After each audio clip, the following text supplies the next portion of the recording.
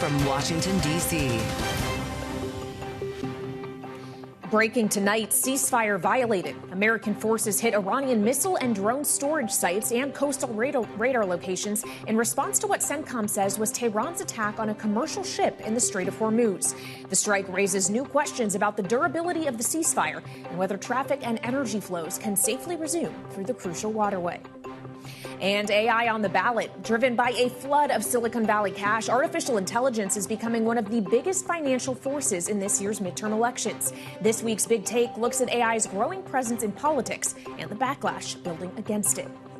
Plus, Capitol time capsule. As Americans prepare to mark the nation's 250th birthday, Congress is sending a message to the future with the time capsule sealed for the next 250 years.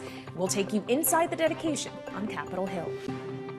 From Bloomberg's Washington, D.C. studios to our TV and radio audiences worldwide, welcome to Balance of Power. I'm Kaylee Lyons alongside Joe Matthew. Kaylee, we kick off our coverage this hour with the breaking news. From U.S. Central Command, American forces have conducted strikes against Iran in response to yesterday's attack on a commercial ship transiting the Strait of Hormuz. A short time ago, the president was asked about the U.S. response. Here's what he told reporters. I don't like the fact that they took a shot yesterday, actually 4, we knocked down 3, at a ship. Not an Allied ship, but a ship, a very expensive ship.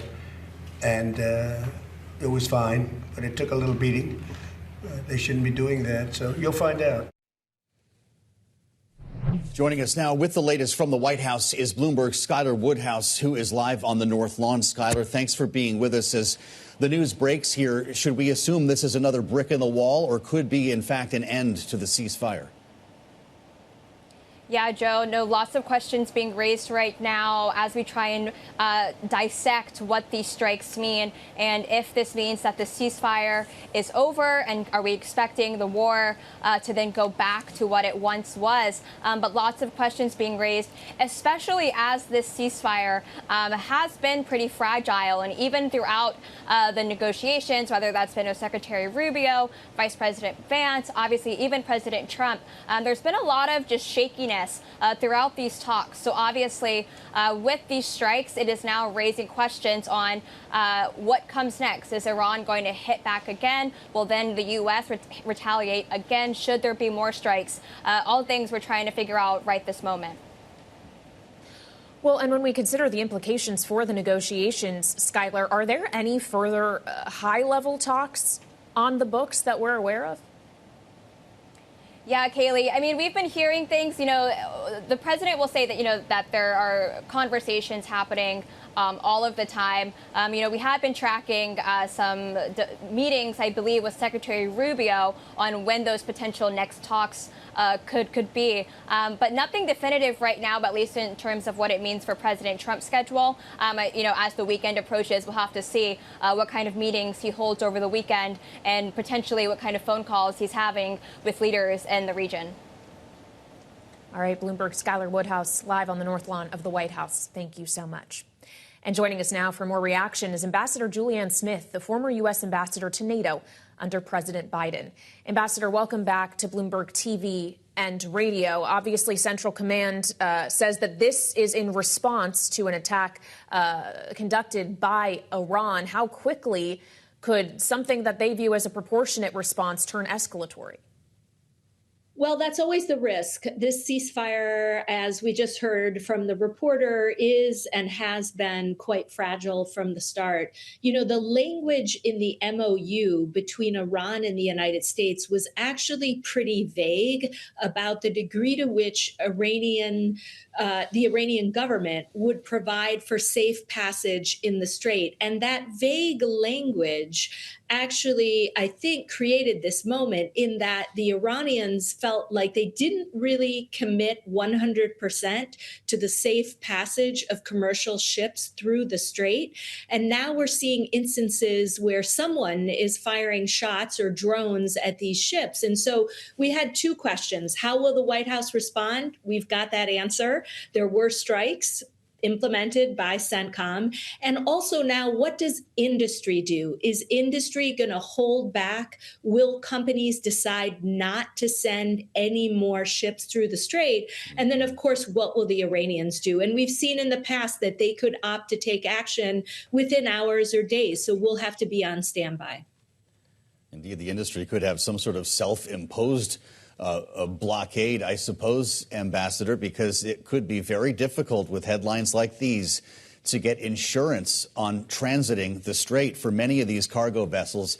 In your time in diplomacy, have you ever heard of anything like this? How many of these tit-for-tats can a ceasefire withstand?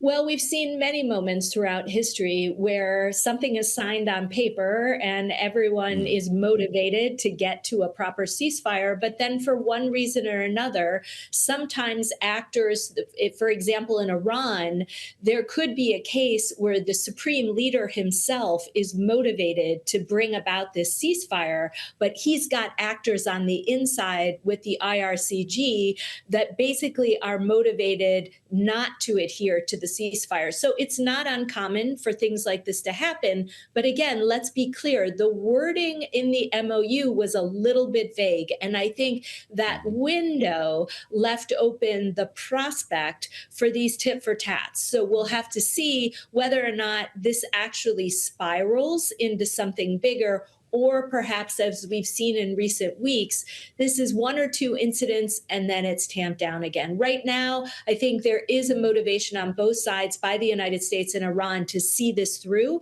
And so I'm hoping that it won't escalate in the weeks to come.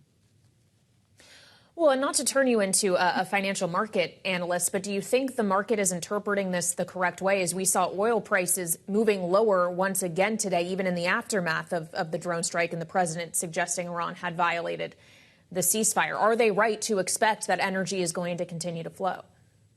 Yeah, it's interesting. The market has been quite steady. And I think the markets have seen so much activity in this neighborhood over the last couple of months that they're careful not to overreact.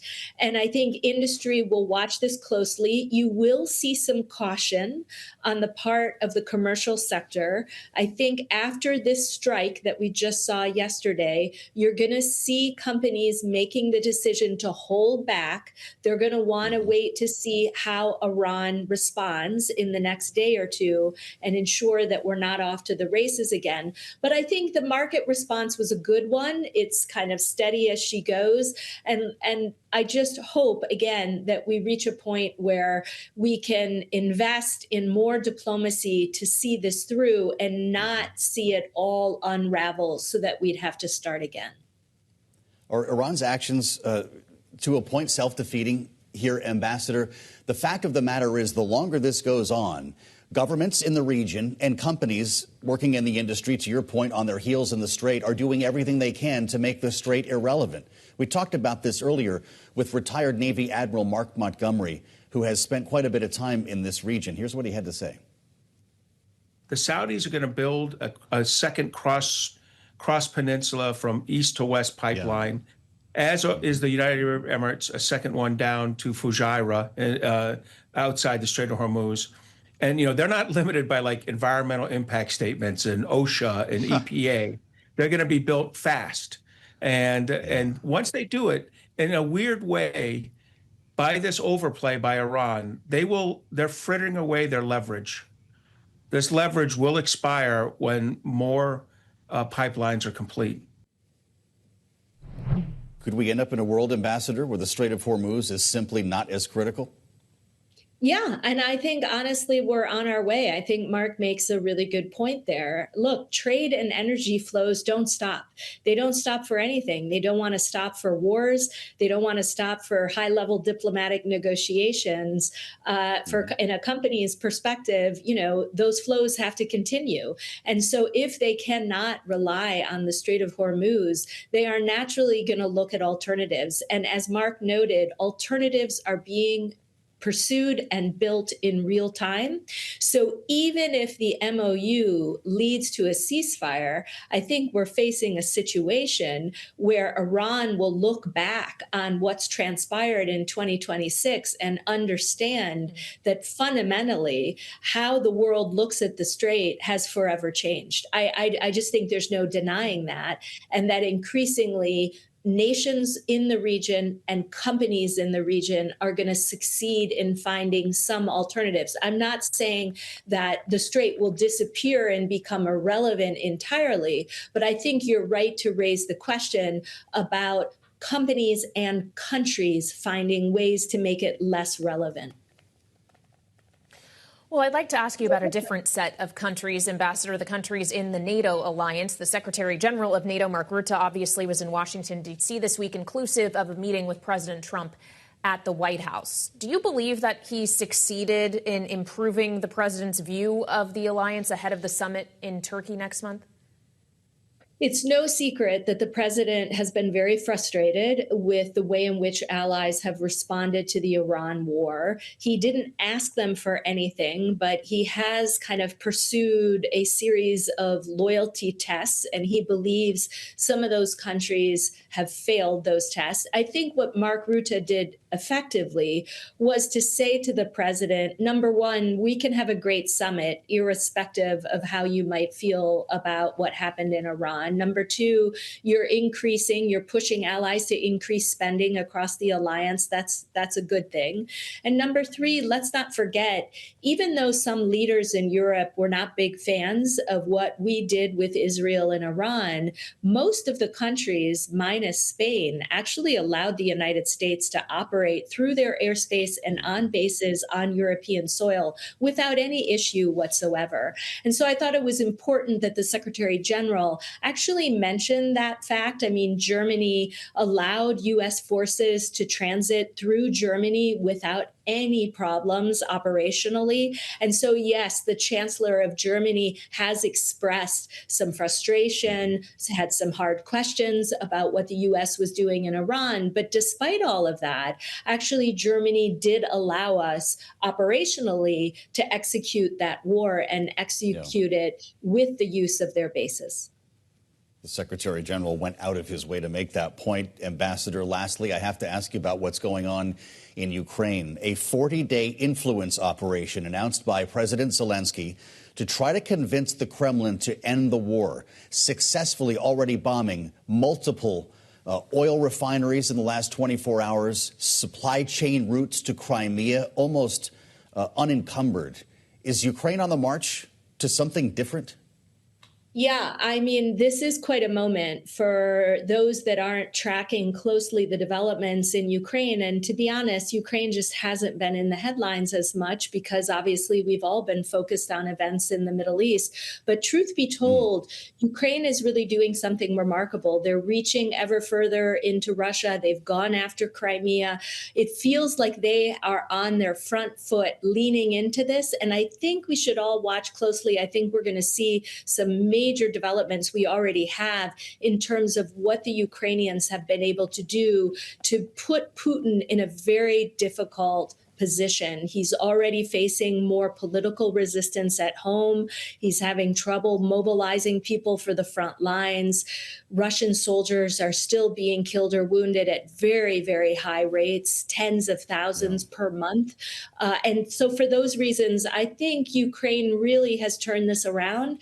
And I would not at all be surprised to see them prevail at the end of the day.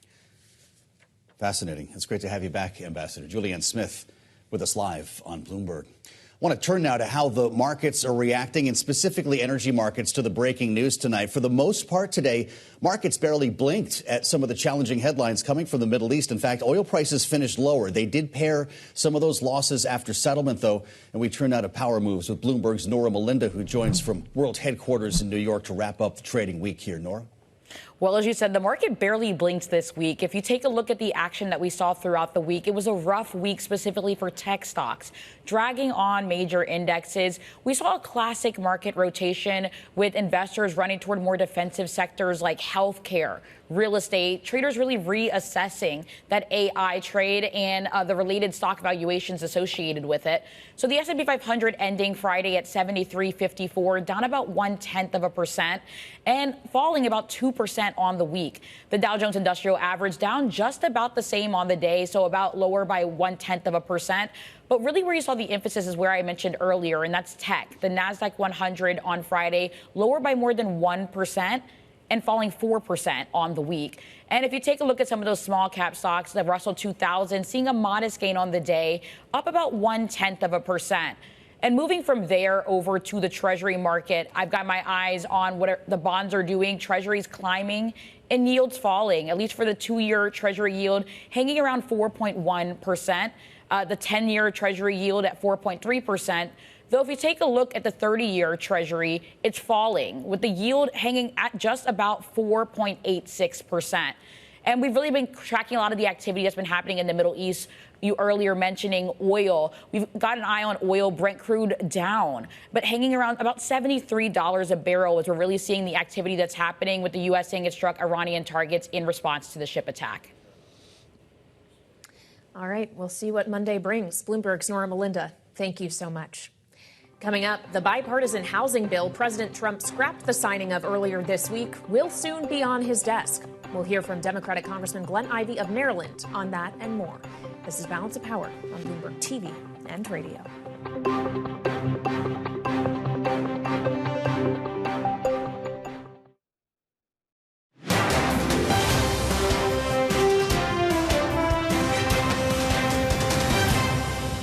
It doesn't mean inflation is going to come down in the short term. In fact, the rise in inflation means real interest rates have actually shrunk. And it's been my view the Fed will have to offset that rise or the decline in real rates with raising that nominal rate.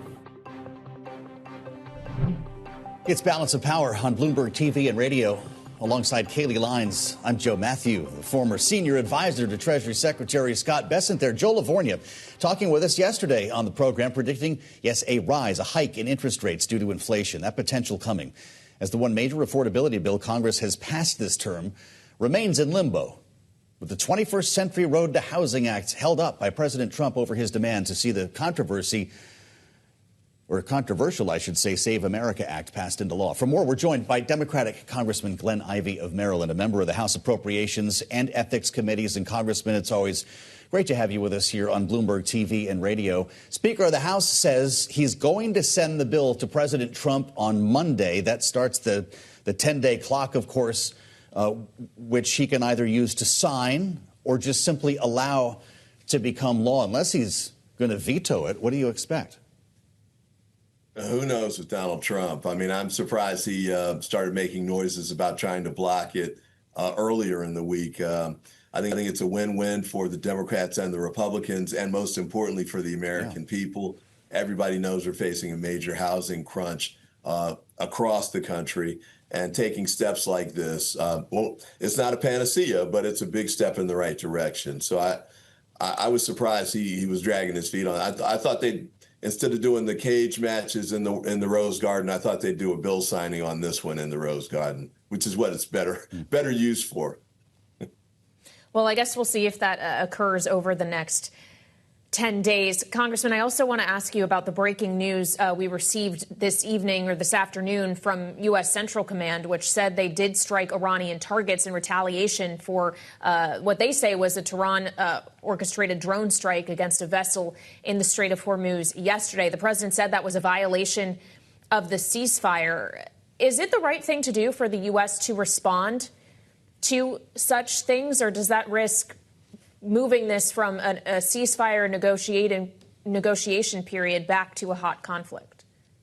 I mean, we certainly want to have things move towards the negotiated ceasefire, really getting entrenched, and then more importantly, a long-term deal that deals with issues like, the nuclear material, reopening the strait and the like. But I haven't been briefed on this, so I'm not exactly clear on what exactly the allegations are going both ways. But in general, yeah, I would support the president's right to make a decision about retaliation where you have some sort of violent act or attack by the Iranians. So I don't know the particulars here yet, but I think it's important for us to make sure that we maintain our position on that front. But overall, the key has to be moving towards a ceasefire, moving towards a peace deal that resolves the major issues out there. I think the challenge is going to be, I don't know that the Trump administration can get us back to a deal even as good as the Obama administration's deal.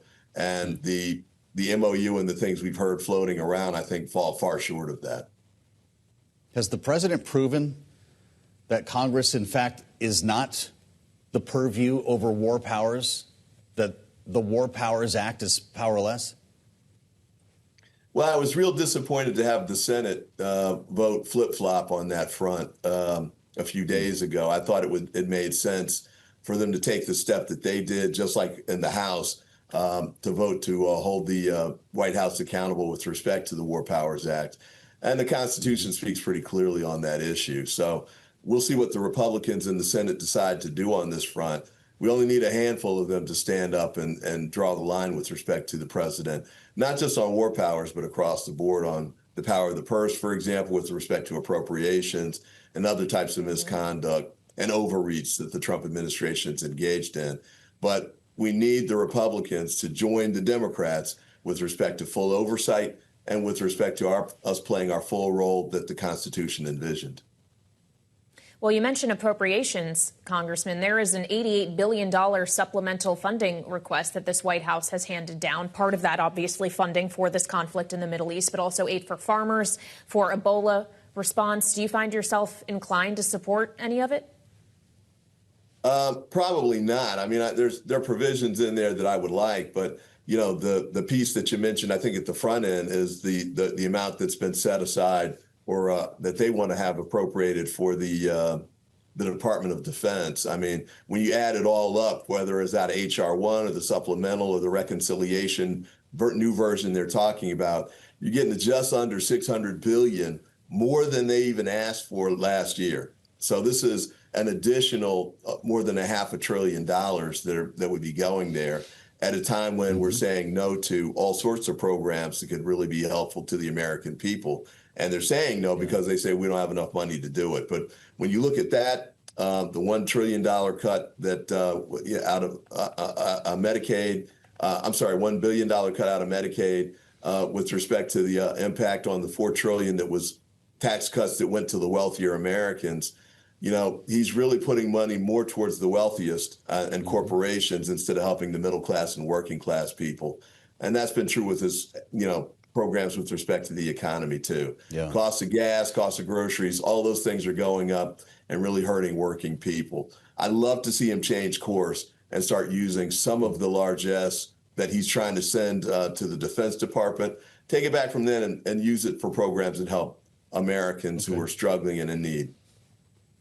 Hey, Congressman, this is a pretty wild time to be in Washington as a local Congress member, if you will. You know what I'm talking about. I can't even drive across the mall right now. There's a Ferris wheel in the way. There's an Arc de Trump they built. They've got the claw apparently came down from the White House lawn. But you authored a letter with your House colleagues around toxic waste that has been dumped from the East Wing of the White House in East Potomac Park, at the base of the Capitol. Do you have any sense the impact this will have for the city? We only have about 30 seconds left. Do we need to worry? Yeah, we should be worried. I mean, a lot of the East Wing was built, in the time when you had arsenic and asbestos and the like, and those kinds of dangerous materials.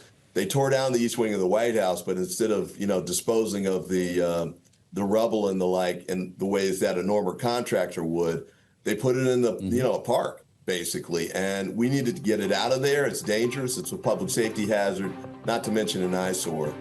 I mean, they would never have put this in Mar-a-Lago. Treat the rest of us in the same way. All right, we'll leave it there. Democratic Congressman Glenn Ivey of Maryland, thanks for joining us on Balance of Power on Bloomberg TV and radio.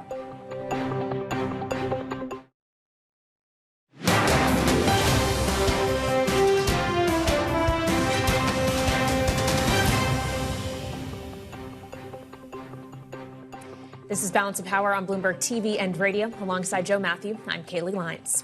Tonight, we're learning more about how OpenAI is limiting the rollout of its newest model to a small group of trusted partners at the request of the Trump administration. OpenAI says it plans to make the ChatGPT 5.6 series more widely available in the coming weeks, calling the limited preview a short-term step as it works with the administration on a repeatable process for future model releases. The move comes as OpenAI is also facing questions over the timing of a potential IPO, with advisors reportedly urging Sam Altman to slow the process amid volatility in the tech market. All of it underscores the increasingly intertwined nature of the AI industry, the markets, and Washington, which is the focus of Bloomberg's latest big take. And joining us now for more is Bloomberg's Michael Shepard. So, Mike, we'll get into the wider narrative here around AI, but on OpenAI specifically, given what we just saw recently with Anthropic, who had to suddenly pull down its Fable 5 and Mythos models at the behest of the administration, essentially, is OpenAI basically avoiding that same scenario by agreeing to this limited release? Well, in a way, they are taking a step to dodge whatever came to Anthropic in the form of export controls. And it's important to note that negotiations are underway between Anthropic and the government to perhaps get those restrictions lifted. The whole goal of those talks is really to get this jailbreak that the government had identified in discussions with the company before the export controls were imposed, to get that security vulnerability and gap identified and somehow closed. And the same thing, Kaylee, applies really to OpenAI in this case, too. The government is increasingly concerned about the capabilities of these cutting-edge models and the things that they can do. Of course, there's a plus side we hear a lot about, but we also hear quite a bit about the negative side, the other edge of the sword, the one that gets into hacking and developing bioweapons and things that we don't want to see these tools fall into the wrong hands of. These reviews are coming out of an office inside the Commerce Department, as you reported earlier today, Mike, which is fascinating. I'd love to get a look at this. But as we consider Washington as the financial center of the country, I know some on Wall Street might argue with that, but the case can be made. Is it also going to become the capital of AI? You can't go wide unless you make it here first. You know, that is a great way of looking at it, and it's something that we have been thinking about increasingly, that Washington is playing an outsized role in this industry's development and rollout for a number of reasons, really. And one, of course, are the policy considerations that we were just alluding to in the questions about Anthropic and OpenAI and their cutting-edge models. But then there is also the economic question. The president and his predecessor even staked their economic agendas on the acceleration of AI adoption and making sure that the infrastructure needed to support this technology is being built across the country. It comes at huge expense, and of course, the role of capital markets and all that can't be ignored. And we've even seen this administration moving to take stakes in companies that have either a direct role to play in the AI boom. Think of the Intel stake that was announced last year, but then also the makers of critical minerals, who also provide some of the core components that go into making all those chips. Well, so when we consider the policy here, typically how it goes here in Washington is you spend money to influence said policy making. So talk to us, to Joe's point about being the financial center of the universe, about the way in which money is changing this conversation, especially moving ahead into the midterms. Well, we are seeing companies spend enormous amounts and increasing amounts on influence here, including companies that really didn't have a footprint before Donald Trump's return to office. That includes NVIDIA, of course. They've really boosted their presence here in Washington, adding a number of lobbyists, and of course Jensen Huang, lobbyist in chief, making all those kinds of visits. But we are also seeing a lot of spending in the midterm races because they are trying to set the stage for the kind of Congress that would pass legislation and approve policies that would suit their needs. Now, there is a split in the industry, and we talked about those two big AI developers, OpenAI and Anthropic. They do take different approaches when it comes to safety. And OpenAI, of course, talks about safety, but Anthropic really is billing itself much more as the responsible developer and the one even calling for stricter regulation and even backing export controls on sensitive technology like NVIDIA's chips to ensure that China doesn't gain some sort of an upper hand in this AI race that we see the world's two largest economies engaged in. Wow. Shep, thank you. Bloomberg's Michael Shepard with us. Find the big take on the terminal or online. And with us now for more, An important voice in the AI industry who we frequently turn to in Gregory Allen, the founder, CEO of Decision Tree Research, former director of strategy and policy at the Department of Defense Joint Artificial Intelligence Center. It's great to see you, Greg. Thanks for coming back. I'm drawn to comments from the chair of the House Homeland Security Committee, Andrew Garbarino, talking to Punchbowl. He says Anthropic showed him Mythos. He saw a presentation. The model was told to find a vulnerability in a bank and empty out the accounts. It then went and did it, the chairman said, and then provided a way to fix the vulnerability. Is this good or bad, the direction we're moving in? Well, so I think the most important thing is that the direction is inevitable. Okay. So this is going to happen. These models are going to get increasingly capable in cybersecurity. Are we looking at them whether, to fix things, though, or to find vulnerabilities? Well, this is the key. How do you fix a vulnerability until you find it? They are two sides of the same capability. And so whether or not it's a good thing or a bad thing really comes down to the sequencing of the rollout and making sure that those who are the ones who need to be defending, the ones that we are counting on to have reliable cybersecurity infrastructure, like banks, like critical infrastructure providers, like the U.S. military and intelligence community, these folks need to have access to these models and ideally have access to these models first so that they can get the defenses rolled out before the offensive community gets empowered by these same AI models. Okay, so if it's all about sequencing, talk to us about the sequencing of the rollout of ChatGPT 5.6. As we were just discussing with Shep, this is only going to a select few at the start. How do you expect these conversations to go between OpenAI and the government about when they're going to be able to roll it out more widely? Well, what's remarkable is it's such a change in messaging and tone and approach from the Trump administration even only 60 days ago. Recall the Trump administration's executive order had previously involved a voluntary regime that was going to allow a 60-day window. President Trump said that's too long. He wanted it cut to 30 days before he signed the executive order. And we still don't have the review plan, but what we do have is the empirical data. Mythos has been out for 80 days now, longer than this executive order ever targeted, and it's still not being made available to the wider public. And so OpenAI, I think, is being very reasonable in responding to the Trump administration's request. But I wouldn't characterize it as voluntary. They have the threat of these export controls hanging over their heads. And so I think the Trump administration is reasonable in saying we need to have this opportunity for sequencing. We need to be able to give the defenders first access. I think this question still remains, when is everybody else going to get access and under what conditions and criteria? The review policy, what exactly is going to take place, what kind of gauntlet of tests need to be passed, all of this is completely opaque, not just to the public, but to the companies themselves who are really having to deal with a shifting government position that changes almost by the week. Well, so this is a problem. You said two important letters there, EO. This is all coming from an administration that's basically ad-libbing its way through this. An administration that campaigned on a light touch. Well, that's right. Agenda. So whether they're doing the right thing or not, there's going to be another administration in a couple of years. At what point do we have a framework that an industry can count on as opposed to the way Joe Biden sees it, the way Donald Trump sees it? Well, even if Congress gets involved, that's no guarantee of stability. Obviously, it's very hard to pass laws, and so you would assume, right, that if Congress comes in. But AI used to be a mostly bipartisan issue. Really only 4 years ago, it was among the most bipartisan issues in Washington.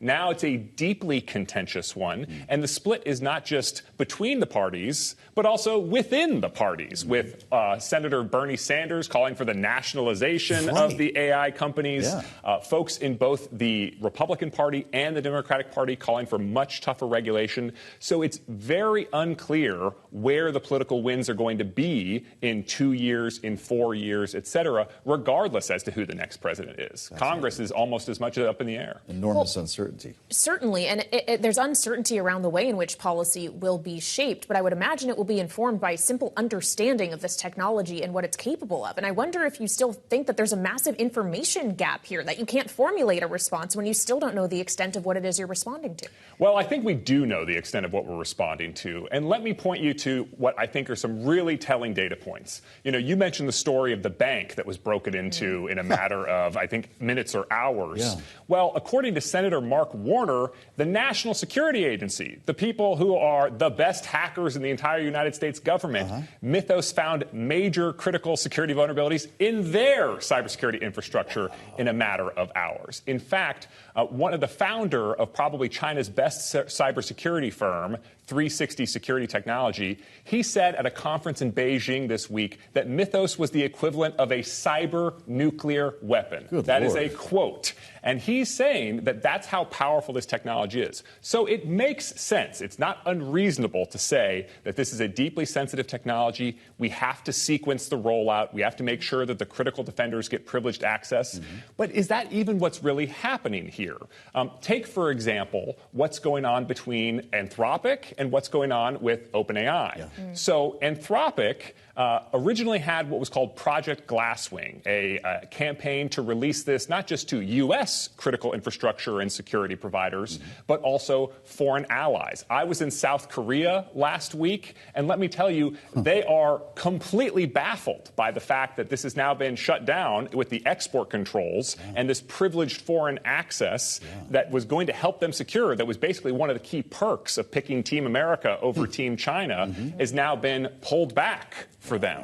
And the second thing I would say is, again, we have to understand ultimately for the commercial AI revolution to take place, these technologies have to be released, but they have to be released in the right sequence with the appropriate safeguards. Amazing. When Mythos released the safeguarded version of that, Fable 5, the government very quickly said, we found a jailbreak. We don't think these safeguards are good enough. So how are we going to find these safeguards, and how are we going to find them fast enough that the United States maintains its edge over China, which in the frontier of AI is, maybe a year, maybe 18 months if you're being generous. So we don't have all the time in the world to spend figuring this out.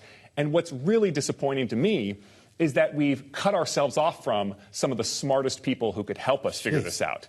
The NSA, according to reporting by the New York Times, lost access to Mythos in the midst of all this dispute. Come on. So the people in the United States who are perhaps best positioned to help us develop these safeguards, in the midst of a contracting dispute, lost access to the tool that they're supposed to be helping safeguarding. Moreover, some of the best expertise on this is not in the United States. The UK's AI Security Institute has a lot of the world's best talent on this, and because of the export controls, even though the UK is a close and trusted intelligence partner and ally, they don't get access either. Good Lord. Like I said, this is really chaos. You're not making us feel a lot better here, Greg. That was a lot. So let me ask you in our remaining couple of moments here, what does the cyber nuclear weapon mean for cybersecurity companies? How does CrowdStrike or Palo Alto or any of these companies deal with a Mythos jailbreak, or are they being rendered useless? So I think there is a version of the Jevons paradox, which we talked about before, which is just because something becomes cheaper doesn't mean you're going to need less of it. You might buy more of it at the reduced price. And so CrowdStrike was previously making a certain amount of money based on their level of productivity in securing AI infrastructure. Well, the need for cybersecurity is not going down, it's going up. It just has to move to this AI era. So I think these AI security engineers at CrowdStrike, they're probably going to have the most productive years of their career working side by side with Mythos. Maybe they'll fix 1,000 vulnerabilities a day instead of, 10 vulnerabilities a day, numbers that I'm just making up for the purposes of illustration. But the point is, the number of vulnerabilities being found is going up, and so the number of vulnerabilities that need to be fixed is going up. And most companies are not going to have what it takes to do this on their own. They're still going to need partners with the right expertise. All right, Greg Allen, always informative, always a little bit frightening, but we appreciate you joining us. Thank you so much. And still ahead, lawmakers are marking America's 250th birthday with a message to the future. But first, they need to figure out what it is. We'll bring you to the Capitol, where they're preparing a new time capsule for America's 500th. Next on Balance of Power on Bloomberg TV and Radio.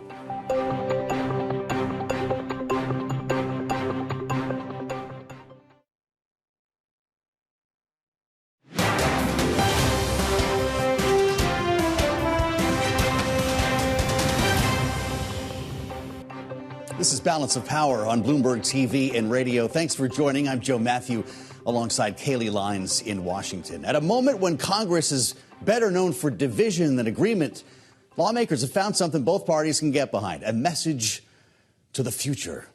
And as we learned this week, that message will not be delivered for many more years to come.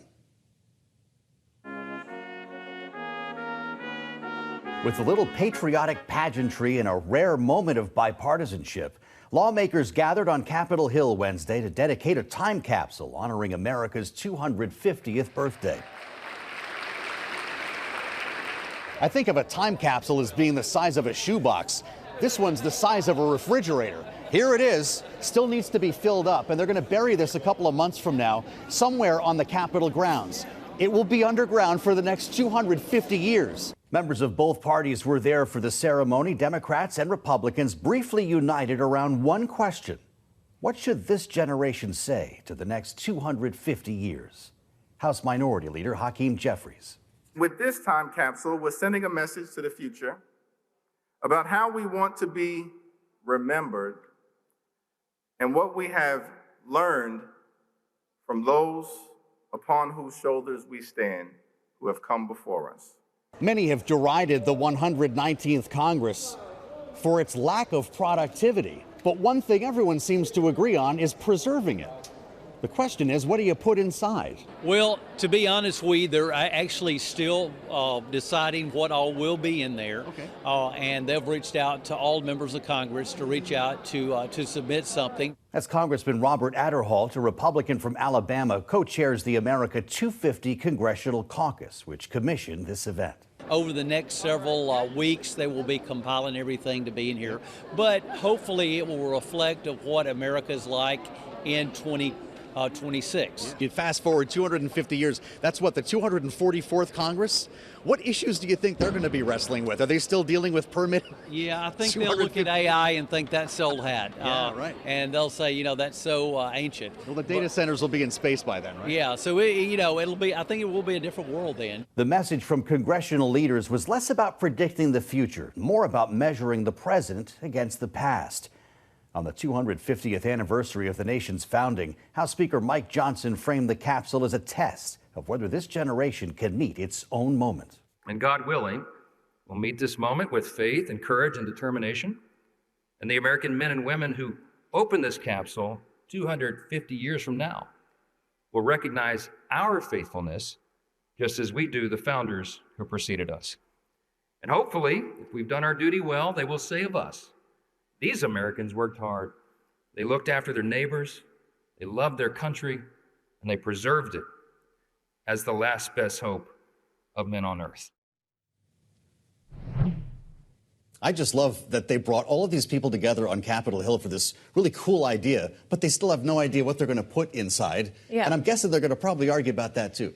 Yeah, well, moments of bipartisanship don't always last. Did you provide some suggestions as to what you think should go in there? I didn't, although I thought maybe I'd try to get inside that thing. It's big enough. Jeanne Sheehan, the senator from New Hampshire who we talk to frequently, was one of the speakers there, and she did show her contribution, which apparently has been agreed to, and it's a piece of granite. I'm guessing that some might be more exciting than that.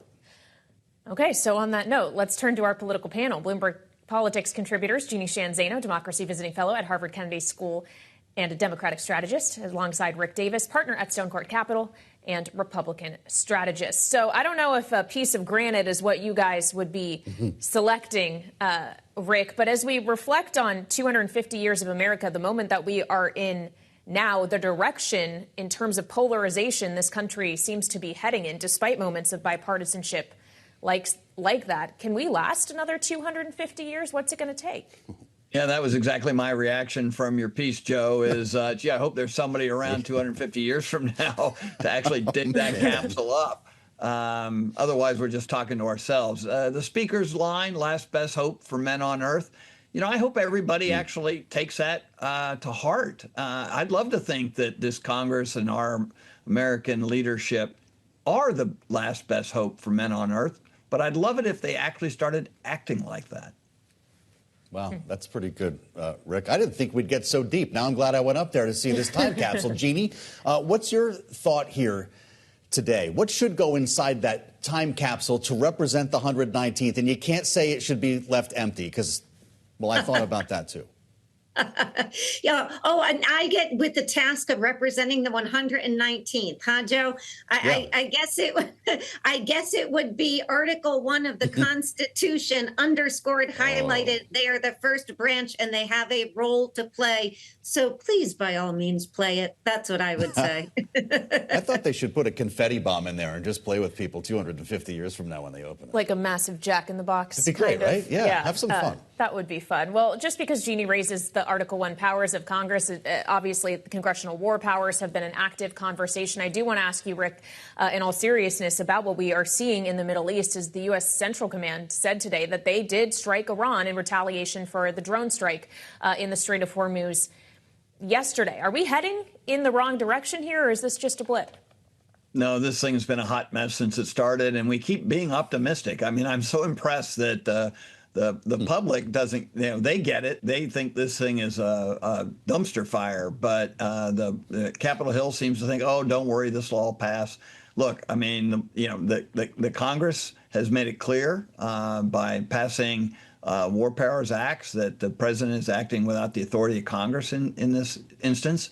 And the president reacted to an attack that Iran made on a commercial ship by going after some of their drone production and coordination sites. We could go through this tit for tat for the rest of the summer and still not have a deal at the end of the 60 days. So honestly, it's so hard to predict. Every day is different. I would have said today earlier that Donald Trump will never take the bait and launch missiles at Iran just because of what they did, and he did exactly that. So I'm probably the last person who's going to figure this one out. All right, Jeanne, what do you make of this most recent development? I thought the president said the war was over. Yeah, I think it just underscores how fragile this MOU or this quote unquote ceasefire, if we can call it that, ceasefire that is not a ceasefire, really is.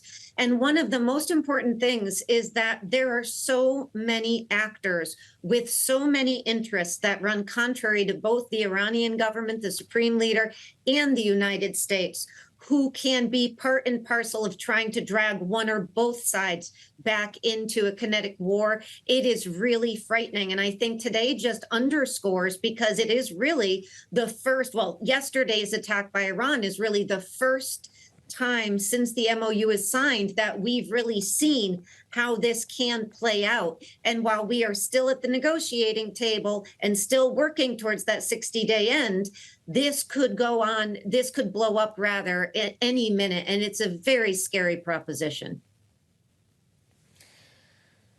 Well, that certainly is so. And of course, there's no further date for talks on the books. Rick, was that not the best sign in and of itself? Look, anybody who's optimistic about a positive outcome of this negotiating session over the course of the next month and a half is really quite optimistic. I mean, there's no evidence that progress is being made or that either party is really committed to a solution. And today just exemplifies that. And so if you're looking down the street, you can't imagine anything positive coming out of this negotiation. Great conversation, as always, with Bloomberg Politics contributors Rick Davis and Jeanne Zaino. Thank you both. Headline moving, Anthropic moving toward a deal with the U.S. to lift curbs on AI models. Kaylee. We'll have more for that on Monday here on Bloomberg.